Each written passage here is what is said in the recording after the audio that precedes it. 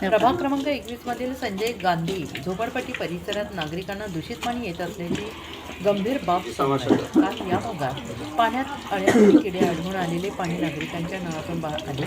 कधी गटाराचे कधी ड्रेनेजचे पाणी मिसळून येत असल्याने नागरिकांमध्ये भीतीचं वातावरण निर्माण झाले. या दूषित पाण्यामुळे परिसरातील नागरिकांना जुलाब, उलट्या यासारखे आजार होत असल्याची तक्रार समोर येते. त्यामुळे पिंपरी चिंचवड महानगरपालिकेच्या पाणीपुरवठा विभागाकडून या गंभीर प्रश्नाकडे दुर्लक्ष होत आहे का, असा सवाल स्थानिक नागरिकांकडून उपस्थित केला जातो आहे. पिंपरी चिंचवड महानगरपालिकेतील मुख्य अभियंता संजय कुलकर्णी यांच्याकडे पर्यावरण विभागाची जबाबदारी आहे, तसेच ड्रेनेज विभागाचा कारभार त्यांच्याकडे देण्यात आला आहे. मात्र ड्रेनेज लाईनमधील पाणी पिण्याच्या पाण्यात मिसळत असल्यामुळे नागरिकांना दूषित पाणी प्यावं लागत असल्याचा आरोप केला जातो आहे. दरम्यान या प्रकारामुळे स्थानिक नगरसेवक संदीप वाघेरे यांनी तीव्र नाराजी व्यक्त केली आहे. पिंपरी चिंचवड शहरात अनेक ठिकाणी दूषित पाणी येत असल्याची संजय गांधी नगरमध्ये पाण्यात अळ्या आढळलेल्या आहेत असं त्यांनी म्हटलं आहे. मध्ये जे आहे ते पाण्याचा प्रश्न जो आहे तो सगळ्याच नगरसेवकांनी उचलला. आजही पाण्याची जी दूषित पाणी जे आहे ते प्रत्येक भागात पाहायला मिळतं आहे. आज तुमच्या भागामध्ये काल पाण्यामध्ये आळ्या आढळलेल्या आहेत, काय सांगाल एकंदरीत? नमस्कार. प्रथमतः आपल्या न्यूज चॅनलचा मी धन्यवाद. काल आमच्या इथं संजय गांधी नगरमध्ये पाण्यामध्ये आळ्या आढळल्या. तिथल्या महिला वर्गाचा फोन आला, त्यानंतर प्रत्यक्षावर पाणी गेली. त्यांना अधिकाऱ्यांना बोलून घेतलं. ते म्हटले तर कुठेतरी लाईन लिकेज वगैरे असेल. पण वास्तविक पाहता पिंपरी चिंचवड शहरामध्ये पूर्ण जे 32 ते 35 लाख लोक पाणी पितात ते मैला मिश्रित दूषित पाणी आहे.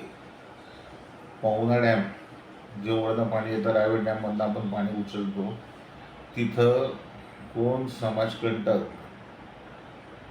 गाई ढोरांचं मांस पाण्यात टाकतात, जनावरांचं मांस, आणि ते पाणी आपण सेक्टर 23ला फिल्टर करायला देतो. वडनं तर ड्रेनेजचं पाणी आहेच, मैला मिश्रित. त्यानंतर हा एक उद्योग त्याच्यामध्ये आता नवीन चालू आला आहे.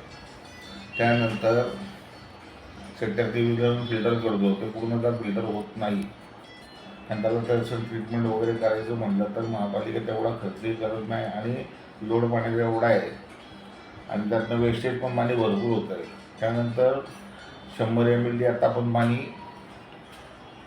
तळवड्याच्या इथनं उचलतो आंध्रा धरणाचं, तिथंही गटारगंगेचं पाणी मैला मिश्रित पाणी आहे. आणि सर्वात महत्त्वाचं म्हणजे नदी सुधार किंवा पर्यावरणचे डिपार्टमेंट आहे संजय कुलकर्णी यांच्या ताब्यात, त्यांच्याकडे ड्रेनेज व्यवस्था पण त्यांच्याकडेच आहे, नदी सुधार पर्यावरण पण त्यांच्याकडेच आहे.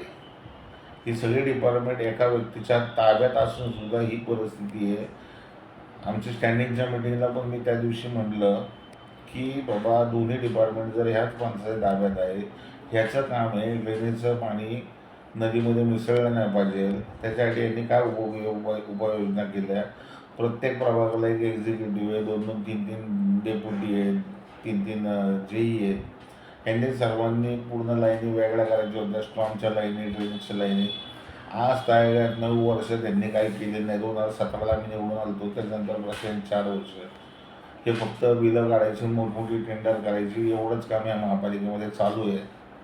आणि काही ठराविक आमदारांचे बगलवरचे टेंडर घेत आहेत, अधिकाऱ्यांचे उकळ पांढरे होत आहेत.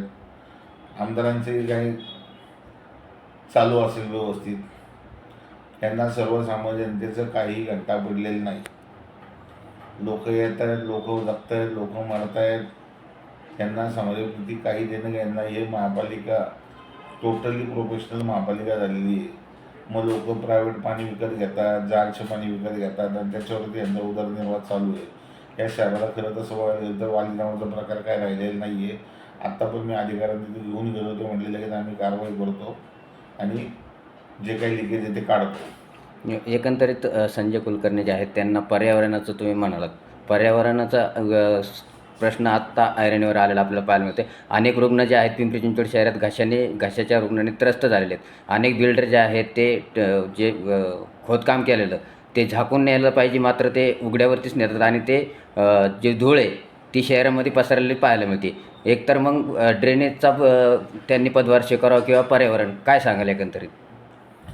आता हे आयुक्तांना आमच्या लक्षात आलं पाहिजे होतं की एका माणसावरती किती जबाबदारी द्यायची आणि तो माणूस खरंच कॅपेबल आहे का? कारण आल्या दिवसापासून तो पर्यावरणाचा हेड आहे.